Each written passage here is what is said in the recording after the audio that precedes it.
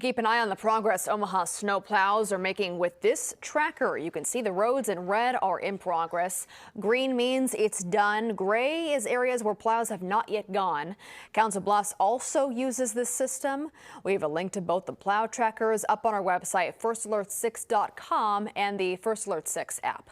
Well, there have been so many crashes yesterday and into the overnight hours. The Douglas County Sheriff's Office says they are only responding to crashes involving injuries or hazards on the road. So the Sheriff's Office says if you do get in a crash, there's only minor damage and no injuries, just exchange information with one another. Move your car off the roadway. If you can, reach out to the Sheriff's Office once the traffic advisory is lifted. Many schools in the metro canceling class again today due to the weather. So Omaha, Bellevue, Elkhorn, as well as Papillion, La Vista, and Westside community schools all closed. Other districts, though, like Council Bluffs and Millard Public Schools, will be remote learning.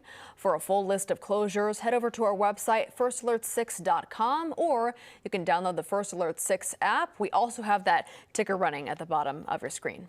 A first alert to all Metro Transit riders. The snowstorm is forcing some changes to your standard routes. Metro Transit is switching to its snow operations today, so that means service is not starting until 6 o'clock this morning. We do have all the route and timing adjustments on our website. They'll all be on First Alert 6 news app as well. And just moments ago, Omaha Public Works announcing solid waste collection will be suspended today. This morning, we learned Papillion Sanitation and Council Bluffs solid waste collection also will be closed. Trucks will run their Friday routes tomorrow instead.